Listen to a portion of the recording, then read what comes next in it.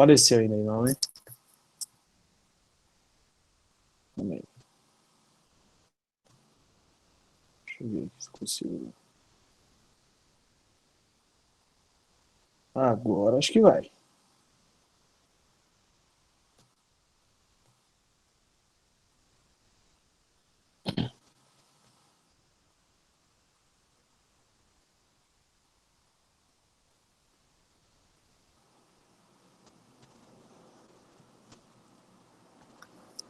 Ó, esse material depois eu vou disponibilizar para vocês, tá?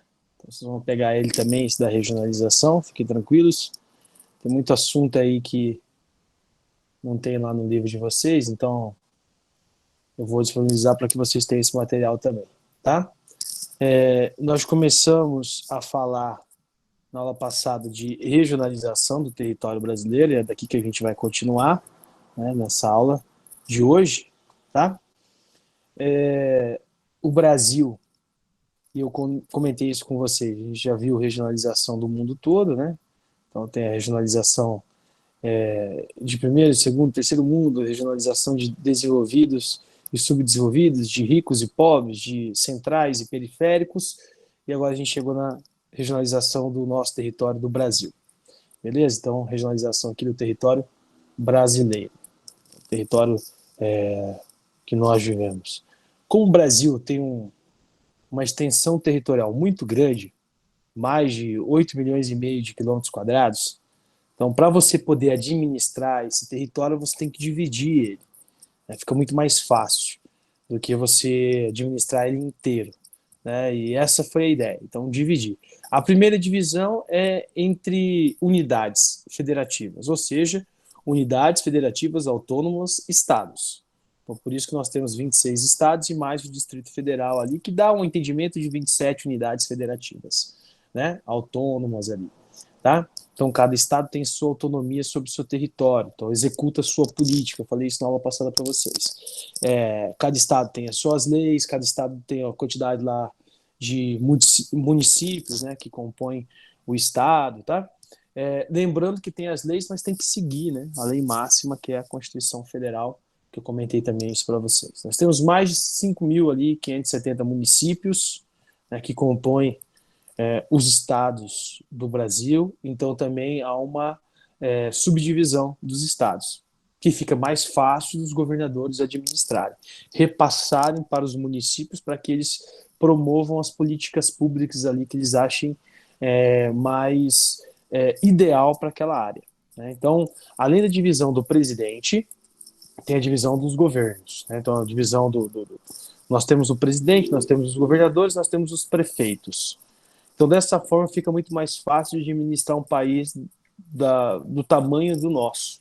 Né?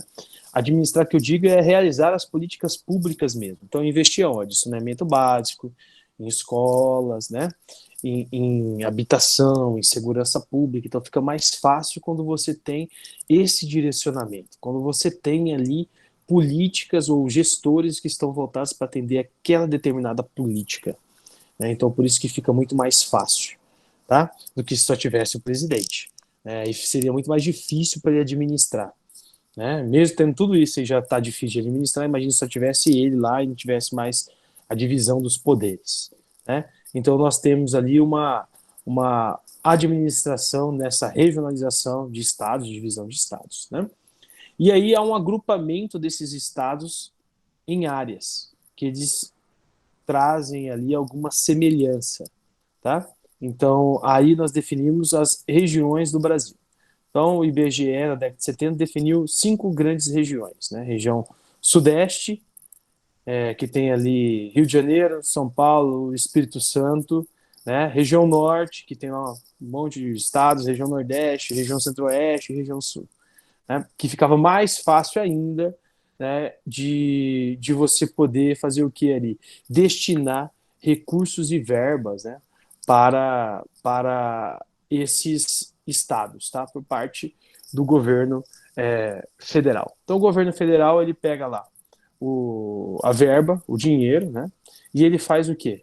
Ele redistribui, né, ele vai distribuindo ali para os estados recebem essas verbas e redistribuem ali para os municípios E aí os municípios vão fazendo o quê? Vão investindo, né, nas áreas que eles acham mais necessárias. Tá? Então eles investem na segurança pública, eles investem ali no transporte público, saneamento básico, né? É assim que funciona. Então vem do federal e vai repassando para as outras esferas para que eles possam investir. Essa é a organização política aqui do Brasil. E para os pleitos, né, esse ano é um ano eleitoral, por exemplo, que diferente do que nós vivemos em 2018. 2018 a gente elegia lá presidente, governador, senador, deputado federal, né? Então, e deputado estadual. Esse ano não, esse ano as eleições são para prefeitos e vereadores, ou seja, uma outra esfera de administração, né? Uma esfera mais orgânica, tá? Que são os municípios. Então, esse ano a eleição é para municípios, beleza? Bom, quem está entrando agora não fica desesperado, porque eu estou só relembrando o que a gente falou na aula passada, né? Então, quem está entrando agora está pegando o que a gente falou já na aula passada. Eu estou começando a aula de hoje relembrando que a gente finalizou na semana passada para que a gente possa recapitular, tá? Além dos estados, municípios e Distrito Federal, né, nós temos aqui também a unidade político-administrativa, né, do território federal, tá? Que a gente comentou um pouquinho na aula passada disso. Tem um território do Brasil que ele foi definido como uma unidade político-administrativa do território federal, né, que foi Ponta Porã. As áreas de fronteira durante a Segunda Guerra Mundial viraram ali zonas de unidades federativas, né, como se fossem capitais, né, do Brasil naquele período da guerra. Depois voltaram à condição de município mesmo, justamente para impedir ali, né, possível avanço, não que isso iria acontecer, né, mas justamente para poder impedir ali esses avanços. Tá? Em 42, com a entrada do Brasil na guerra, vai decidir administrar essas áreas de fronteira, que eu comentei agora com vocês, os territórios federais. Né? Em 43, tem ali o Amapá, Rio Branco, Guaporé, Ponta Porã e Iguaçu. Ponta Porã, nosso território, fazendo parte do território federal. Já tinha comentado isso na aula passada com vocês também. Em 46, esses territórios são extintos, né, pós Segunda Guerra Mundial, e aí tem a criação dos novos estados. Então, Rondônia, que é o antigo território federal de Guaporé, vira estado. Em 62, aí nós temos Rio Branco, né, no Acre. Década de 70, é uma década marcante também, porque nós temos ali a criação de dois estados aqui no Brasil, né, que depois, na década seguinte, vão ser colocados em práticas a divisão dos estados, que é Goiás e Mato Grosso, são divididos. Território muito extenso, então já estava previsto em Constituição a divisão deles. Né? Goiás, com a divisão mais ao norte, fica o território do Tocantins. Tá? E Mato Grosso, mais ao sul, fica ali o território do Mato Grosso do Sul. Né? Em 62, território do Rio Branco, que passa a ser chamado de Roraima, e o território do Acre, né, que é o último território a ser anexado ao Brasil. Em 1903, ele passa a categoria de Estado. Tá? Rondônia também, em 81, passa a categoria de Estado. O Acre, ele era um território boliviano até 1903. O Brasil foi lá e comprou esse território da Bolívia e anexou ao Brasil, porque o Brasil tinha naquele momento interesses econômicos, ao contrário do que muita gente imagina, que o interesse era só por fósseis de dinossauros que existiam ali no Acre. Não, existia um interesse econômico naquela área, e o interesse econômico estão ligados ali a seringueiras, né, atividade extrativa do látex, que o Brasil tem dois grandes momentos de extração de látex dentro da nossa história. Né? Um data ali do final do século XIX e o outro data do início do século XX. Tá? E justamente a compra dessa região do Acre da Bolívia é porque os brasileiros já estavam invadindo essa área boliviana, então já vinha ali criando um clima hostil entre Brasil e Bolívia. Então, para evitar uma guerra, um conflito, o Brasil foi lá e comprou esse território da Bolívia, anexou ao país, e desde então o Acre passou a ser uma das unidades federativas nossas. né? Ou chegou a essa categoria a partir de 62, tá? Na Constituição de 88, territórios lá de Roraima, Amapá, também tornados estados, né? Fernando de Noronha passou a ser um distrito ali estadual de Pernambuco, que é um grande centro turístico que nós temos aqui no Brasil, né? Os territórios federais podem não ser uma página virada na história, né? Porque em 2007 voltou a se discutir ali novamente esses estados, territórios federais, principalmente em zonas de fronteira. Nada ainda ficou definido, né? Mas a princípio a gente só tem essas 27 unidades federativas, ou melhor, 26, né? E um distrito federal, que é onde está a capital aí, né? Nosso território, a capital do Brasil, tá? A divisão regional do Brasil, conforme ali então os períodos, 45 era daquela forma que era dividido, né, o nosso território, tá? Em 1950, essa ponta todinha aqui, ó, é o território federal de Ponta Porã, em 45, que é o período da Segunda Guerra Mundial, tá? Aí nós temos, em 50, já os estados bem mais configurados, já definidos, né? Em 60, ainda Mato Grosso e Goiás na composição que eles tinham no passado, mas já surge o Distrito Federal, porque Brasília já tinha sido construída na década de 60, né? A conclusão é em 61. Então, o Distrito Federal aparecendo ali para gente. E ele vai aparecer depois na decorrência, né? 70, né? Aí já de 80, a divisão do Mato Grosso, né? Mato Grosso do Sul, e aí na sequência também Tocantins, fazendo parte lá da região norte, região nordeste configurada, centro-oeste, sudeste e sul, como nós conhecemos hoje. Tá? Essa regionalização das 5 regiões ela é definida aqui na década de 70 pelo IBGE, tá? Mas sem a divisão dos estados ainda, né? Depois os estados vão ser divididos e aí é reconfigurada essa regionalização do IBGE. É essa regionalização que nós seguimos até o dia de hoje? Sim. A do IBGE é essa, né? 5 regiões, tá? Que levam em consideração o quê? Características físicas, né, dos terrenos, geológicas, geográficas, né, étnicas, tá? É isso que leva em consideração do IBGE. Porque nós temos outras formas de regionalizar o Brasil, né? Tem a geoeconômica e tem a do Milton Santos, que a gente ainda vai falar hoje aqui para a gente fechar esse assunto, tá? Regionalização do IBGE, então, o Brasil está dividido ali em 5 regiões, configuração proposta em 1970, alteração em 88 com a divisão do Tocantins, né, do estado de Goiás, como a gente viu agora ali, se tornando um estado autônomo, tá? Respeita os limites políticos dos estados, então, todos os estados são respeitados ali os seus limites políticos inseridos nas regiões. Agrupa as unidades com características semelhantes, ou seja, parecidas, né, a partir de determinados critérios.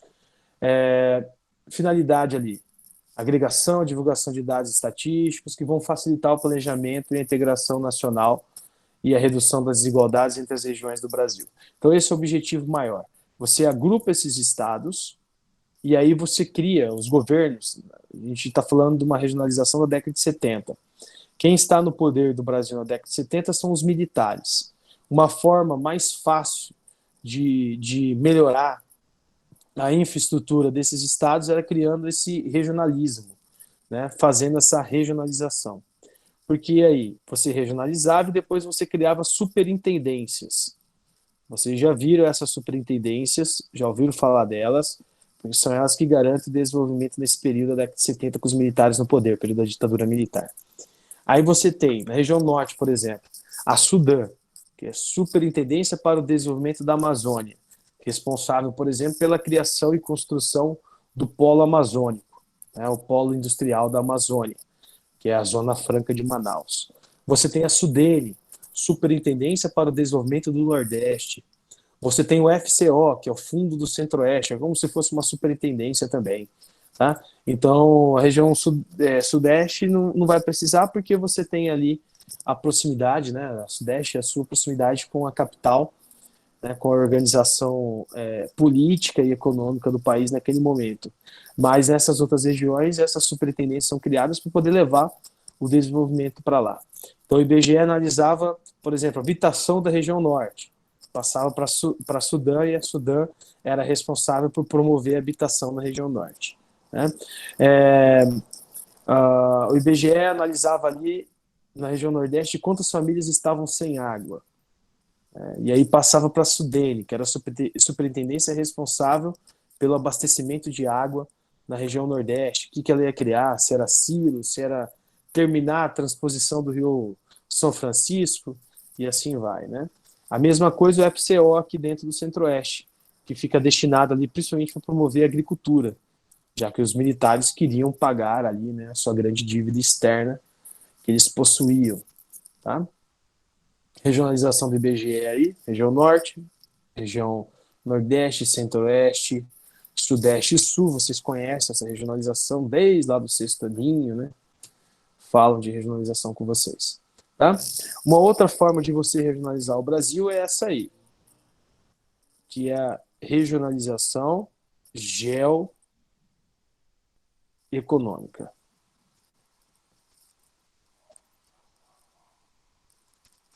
Alguém quer perguntar alguma coisa sobre a regionalização do IBGE, gente? Não? Sim? Ninguém fala nada?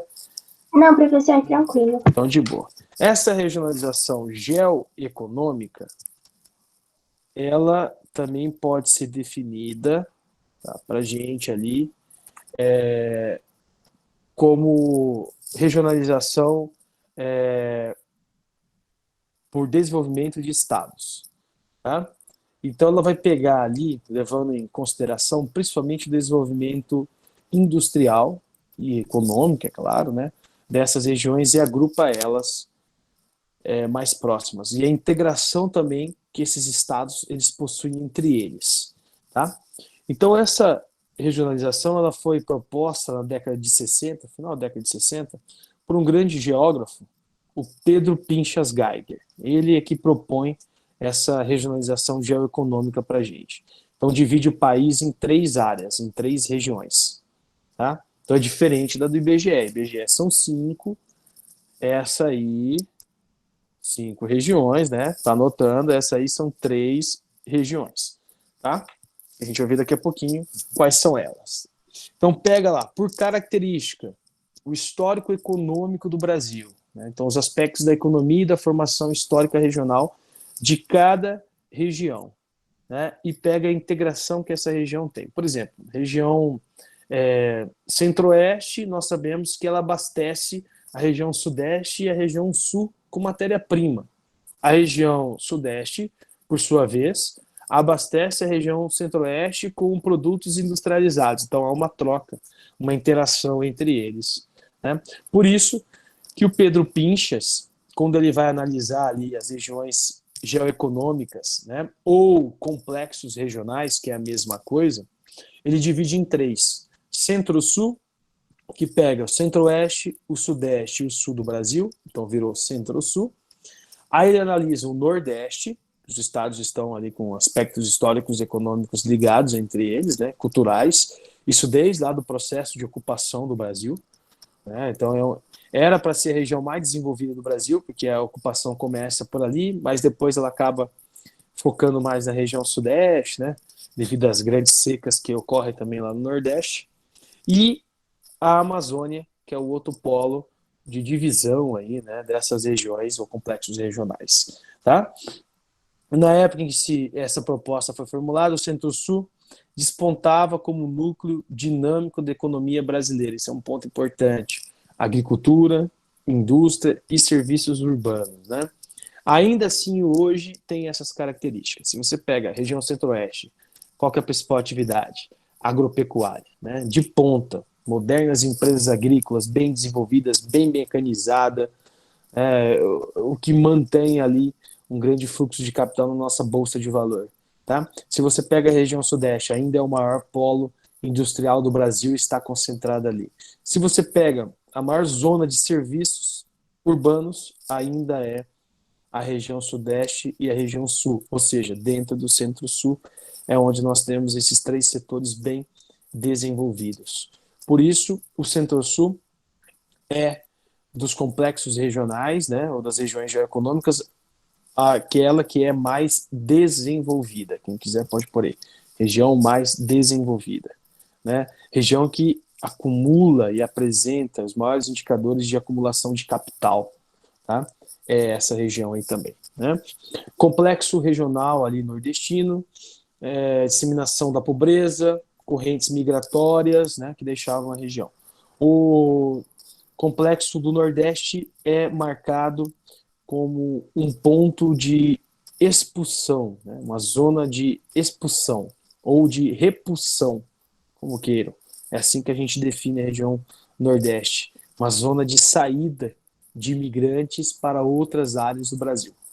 Né? Se você pegar várias regiões, inclusive a região Sudeste, ela é formada ali, né, tem o seu grande desenvolvimento marcado pela presença desses povos nordestinos. Então, o Brasil ele cria zonas de repulsão e zonas de atração.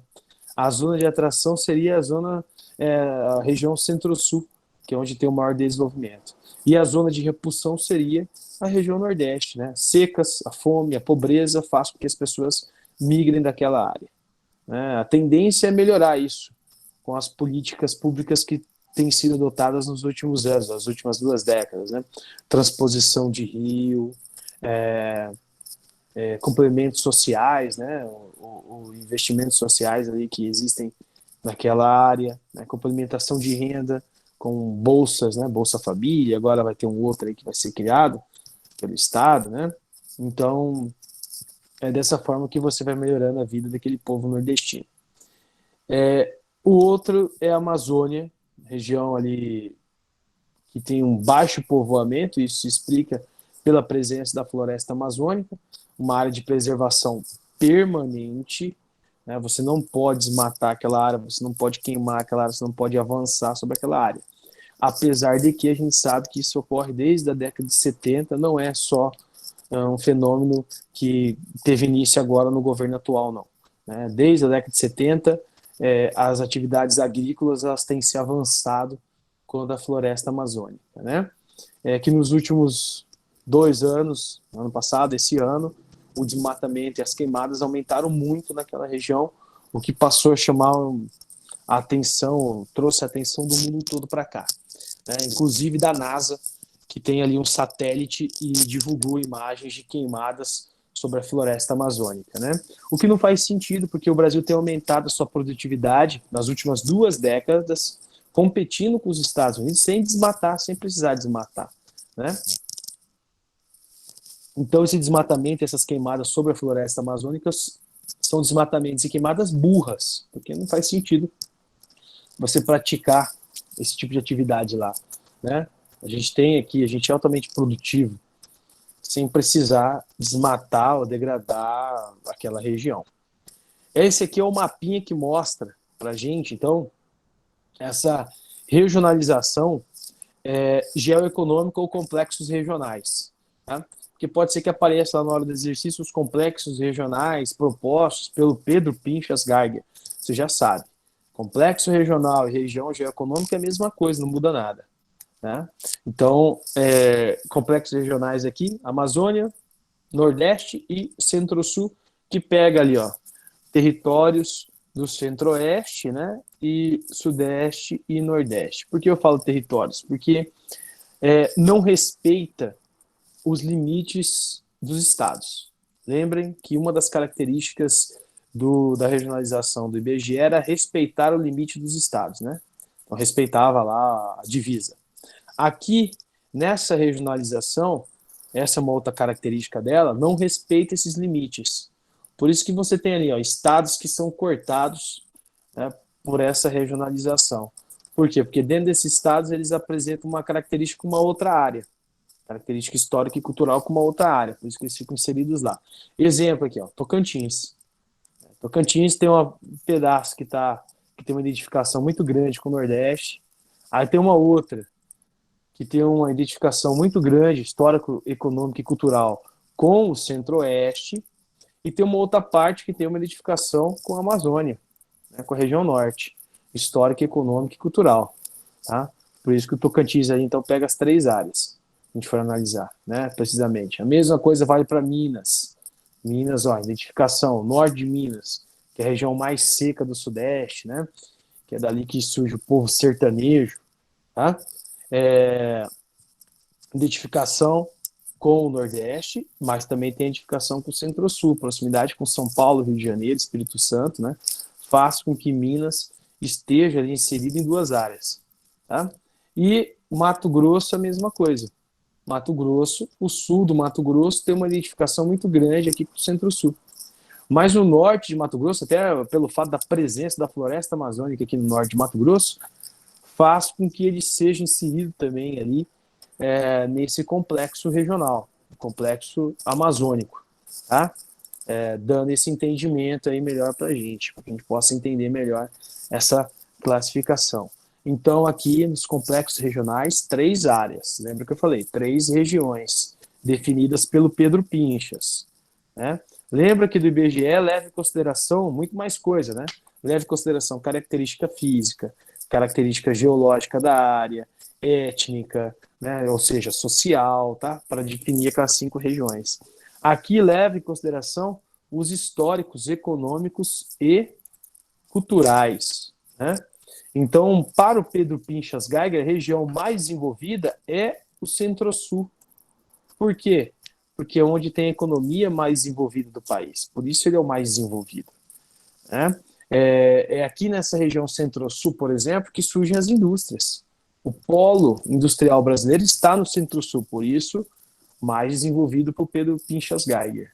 E aí vai vir na sequência, né? Nordeste, bolsão de pobreza, e Amazônia, que não tem povoamento, né? Pouca ocupação. Tá? Milton Santos.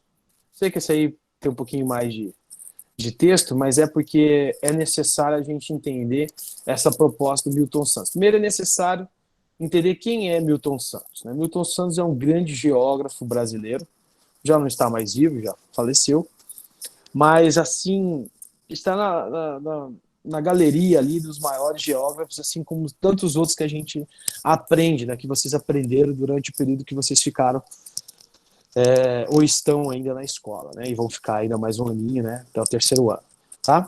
Porque vocês já ouviram falar de outros grandes geógrafos, né? Já ouviram falar, agora vocês viram o Pedro Pinchas, agora vocês estão vendo o Milton Santos, mas já ouviram falar do Aziz Abissaber, Jurandir Ross, né?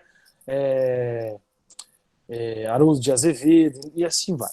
Esses são os grandes, né? Mas esse aqui, ele tem aí uma passagem marcante, porque ele não é um geógrafo físico, né, da geografia física, como era o anterior que a gente acabou de analisar, o Pedro Pinchas Geiger, que pega ali um pouco da geografia física e da geografia política. Esse aqui é exclusivamente, né, ou Aziz Abissaber, que é só da física. Esse aqui pega exclusivamente a geografia política, a geografia mais crítica, então, né? Aquela que você analisa ali os desdobramentos sociais. Por isso que é tão interessante essa divisão proposta aqui pelo Milton Santos, tá? Porque ele leva em consideração ali, primeiro, um termo, que é esse aqui, ó, que eu vou apontar para vocês, o meio técnico científico informacional, que é algo que está ligado à grande obra que esse homem deixou para a gente, né? Meio técnico científico informacional é um assunto que vocês vão trabalhar mais no 3º ano, mas como a gente está falando de regionalização, eu já vou tratar desse assunto com vocês também. Meio técnico científico informacional, a gente tem que desmembrar cada um, né? Primeiro, meio. O que seria o meio? Meio natural.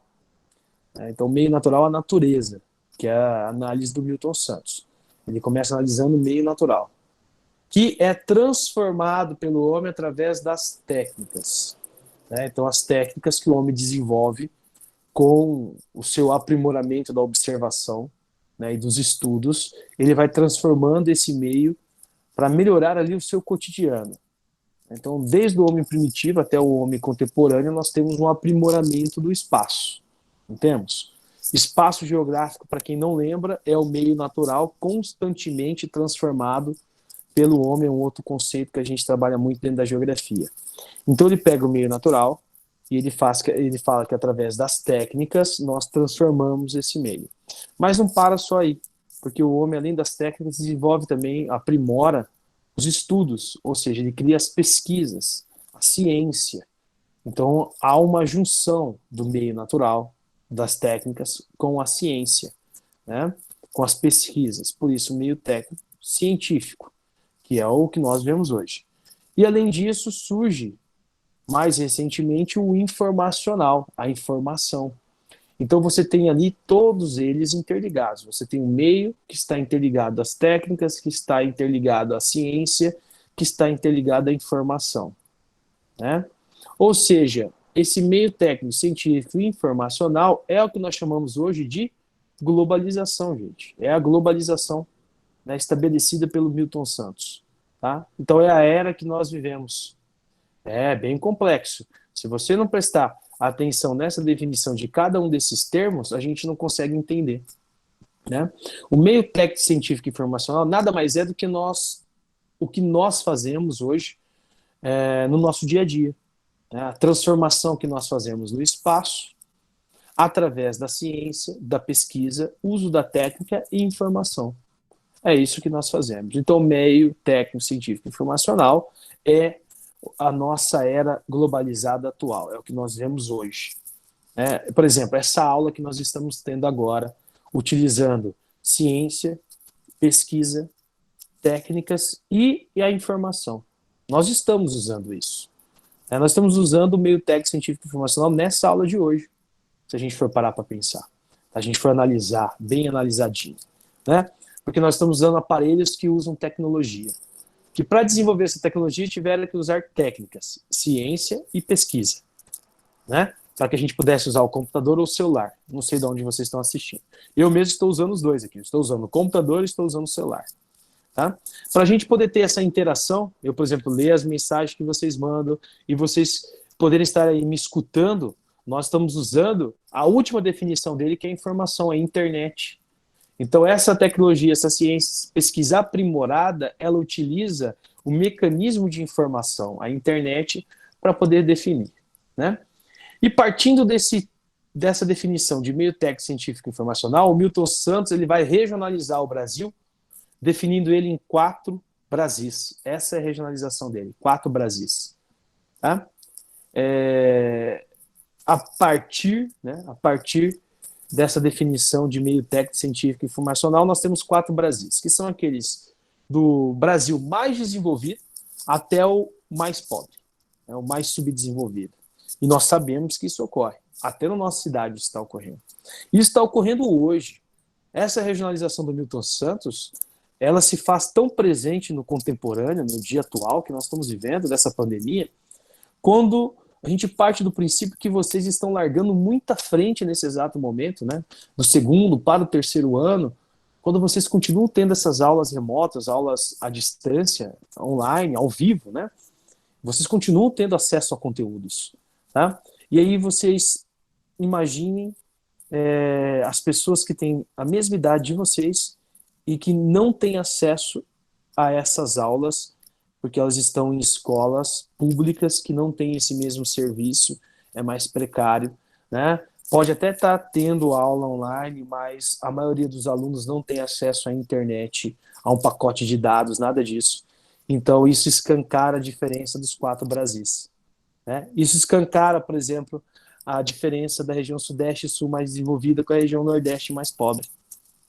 Isso escancara a regionalização da nossa cidade, onde concentra mais capital na parte central e as regiões periféricas mais pobres, população mais abastada, né, desses serviços, né, principalmente no serviço de escolarização educacional, que é isso que a gente está tendo agora.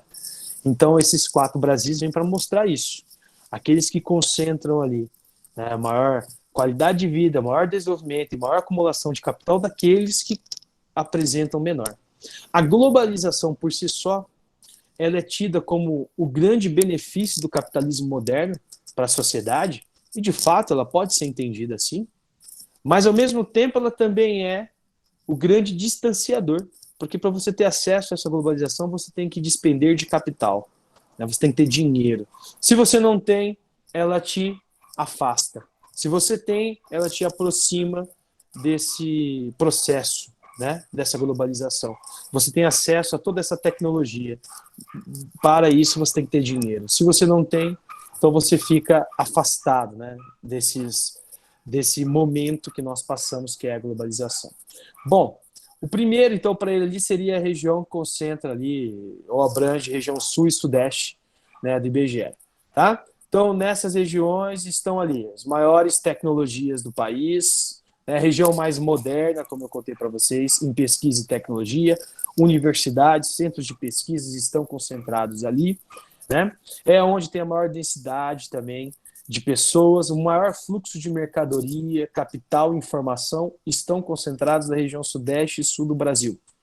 É só você pegar as grandes sedes das grandes empresas brasileiras estão nessas regiões, né? Por isso, ela seria a região mais desenvolvida desses 4 Brasis. Na sequência, Centro-Oeste, né? Que tem ali uma área de ocupação periférica do nosso Brasil, tá? Mas a agropecuária, a modernização dessa agropecuária faz com que você tenha ali um desenvolvimento maior, né, dessa região, considerando ou levando em consideração as outras, né, a região norte e a região nordestina também, né? Região norte e a região nordeste, tá? Então, por isso que na sequência vem a região centro-oeste, com toda a modernização e mecanização do campo que existe ali naquela área. Na sequência, região nordeste, né? E aí ele traz uma característica que está ligada às heranças dessa área. Se a gente fosse levar para considerar a ocupação, essa deveria ser a região mais desenvolvida do Brasil. A ocupação começa por ela. Mas, com o passar do tempo, essa região acaba sendo abandonada pelo Estado. Né? O abandono do Estado e o abandono das populações que existiam ali naquela região. Por isso que ela acaba ficando atrasada, né, naquilo que nós definimos como meio técnico científico e informacional, em relação a outras regiões, como a região sudeste e sul e a região centro-oeste. Né? Apesar de ser a primeira colonizada, é aquela que é abandonada, né, pelo Estado. E ali na região nordeste forma-se, então, um fluxo de saída populacional. As pessoas vão sair daquela região e vão para outras regiões mais desenvolvidas, principalmente a região sudeste. E por último, ele traz lá, dentro desses 4 Brasis, então, o primeiro, região sudeste e sul, segundo, região centro-oeste, né? Terceiro, a região nordeste e, por último, a região amazônica. Né? E aí tem ali a questão da baixa demografia, né, densidade demográfica dessa região, né? Baixa densidade técnica também que ele coloca, porque a técnica seria da transformação, como é uma área de floresta e de preservação permanente, a transformação dessa região ela está mais parada, a não ser em grandes centros que ali existem, né? Capitais, assim vai, naquela região. Tá? Sistemas de informações ali dependem de outras áreas para poder manter esse sistema de informação. Por exemplo, para você ter um sistema de telecomunicações na região norte hoje, atualmente no Brasil, nós temos um satélite que manda essas informações. Esse satélite está em órbita. Ou seja, tem um satélite que serve só para abastecer informação para a região norte, porque senão essas pessoas não teriam acesso. As pessoas hoje estariam isoladas. Então, para diminuir, né, o isolamento da região norte, tivemos que criar aí, ao longo dos anos, mecanismos para poder diminuir esse isolamento. Né? Um desses foi a criação, né, o envio de satélite para a órbita, que é o CIVAM, que é um satélite que abastece com fluxo de internet, né? Internet mesmo, para os caras poderem usar o celular na região norte, porque senão eles estariam isolados hoje. Né? Já estão muito isolados quando a gente fala de rede de transporte, e aí a gente teria que olhar isso numa outra aula e vocês vão ver, mas isolados também do fluxo de informação. Então, o fluxo de informação chega para eles lá através de satélite. Né? Aqui a gente tem, no restante do país, aí vai ter as ondas de rádio, né? Frequência ali, tudo, sistema de estações, né? Mas para eles lá, exclusivamente um satélite abastecendo aquela região, porque senão eles não têm informações, eles se isolam do restante do Brasil. E uma das práticas da regionalização é a integração. Então, como que você vai ter uma região que está isolada? Né? Aí não faz sentido, certo? Aqui, o que seria essa regionalização dos 4 Brasis, propostas ali pelo Milton Santos, que é uma regionalização que faz muito sentido, todas elas fazem muito sentido, né? Mas essa, principalmente, né, porque ela traz aí para a gente a ideia de desenvolvimento e subdesenvolvimento e de desigualdade social tão forte aqui dentro desse país. Né, que a gente discute tanto. Quanto que o Brasil vai ser um país desenvolvido? Quando ele combater a social. Quando ele promover ali a distribuição de renda. Aí ele vai ser um país desenvolvido. Isso vai demorar para acontecer? Vai demorar bastante tempo para acontecer. Né? A gente vê aí que as políticas dos governos é de manutenção dessa característica de concentração de renda por parte de uma minoria. Né? Quem sofre mais? A classe média e principalmente os mais pobres, que é a grande maioria do Brasil. São os que mais sofrem com essa concentração de renda. Né? E aqui, no caso, ele não leva em consideração, só relembrando, não leva só em consideração concentração de renda. Ele leva em consideração, é claro, a distribuição de capital, isso é evidente, porque a gente está falando de globalização, de desenvolvimento, né? Mas ele leva em consideração aprimoramento de técnicas, né? A ciência, a pesquisa, as universidades, onde elas se concentram. Ele leva em consideração a informação, o fluxo de informação que ocorre, né? Principalmente pelas redes de internet. Tá? Então, ele leva em consideração vários fatores, não um só, né? Mas o desenvolvimento do meio técnico, científico e informacional, como eu expliquei para vocês, detalhadinho cada um deles. Tá? Então, ali, o complexo amazônico, Nordeste, né? Região Nordeste, na visão dele, região Centro-Oeste e a região concentrada, que é como ele define, Sudeste e Sul. Concentrada em quê? Em tecnologia, em desenvolvimento de pesquisa, em universidades, em fluxo de informações, capitais e pessoas, mercadorias, né? O que a globalização faz, que são os fluxos, essas 2 regiões do Brasil são as que mais concentram esses fluxos. Beleza? E assim nós fechamos aí esse assunto de regionalização. Alguém quer perguntar alguma coisinha, gente? Sim, não, não, Acho que não, sim, pastor. de boa. Coloquem, porque, deixa eu ver aqui, porque, põe de novo essa pergunta aí, Isabela, para eu poder ver. Eu não consegui pegar ali, realizar a regionalização. Copia e cola de novo aí para poder ver aqui no chat. Ou eu vou abrir aqui o chat, calma aí, eu vou abrir o chat aqui. Por que realizar a integração dessa região amazônica é tão difícil? Primeiro, Isabela, é difícil pelos aspectos naturais que ali existem. Né? Quais são os aspectos naturais dessa região? Floresta amazônica. É uma área de preservação permanente e é um solo que já foi tentado construir ali redes, né, de integração, por exemplo, a transamazônica, e o solo ele se mostrou muito hostil a esse tipo, né, de ocupação ali na área. Tá? Eles não conseguiram desenvolver, né, não conseguiram nem terminar de construir ali a estrada. Tá? Então a integração ela fica difícil com essa área, com essa região. Os aspectos naturais acabam dificultando, né, a integração dessa área com o restante do país, tá? Não que hoje ela não esteja mais integrada, né? Então, se você tem uma área de preservação permanente, uma área de floresta, até o fluxo de informação, que é o mais baixo que nós temos, que é como ocorre aqui dentro, ele também fica difícil, né? Porque a gente tem uma ideia de que nosso celular está recebendo diretamente sinais de satélite. Isso não acontece aqui na nossa região. Aqui na nossa região, os sinais que chegam no nosso celular são transmitidos pelas torres. As torres, tem uma torre central que recebe o sinal do satélite e redistribui isso para os nossos celulares. Né? Na região da floresta amazônica, essas torres não estão instaladas. Não tem como instalar elas lá. Por isso que aí sim depende diretamente de um satélite para poder abastecer de informação aquela área. Tá? Então, o principal fator de dificuldade de integração regional da região amazônica com o restante do país, isso é uma dificuldade desde a década de 70, é a presença dessa vegetação lá, né? Uma área de preservação permanente que não pode degradar. Beleza? Mais alguém quer perguntar alguma coisa, gente? Pode perguntar. Beleza, Isa. Mais alguém? Não? Como nós começamos um pouquinho antes, eu vou terminar também um pouquinho antes com vocês. Podem pôr o nome na lista. Coloquem o nome aí na chamadinha, para depois eu fazer a chamada de vocês no chat. Vocês estão liberados, podem curtir aí um descanso até a próxima aula. A gente começou antes, né? Eu sei que a gente começou um pouquinho antes, mas é porque senão eu atraso para entrar na outra turma também. Então, por isso que eu comecei um pouquinho antes hoje. Beleza? Que eu sempre falo um pouquinho a mais, se vocês perceberam.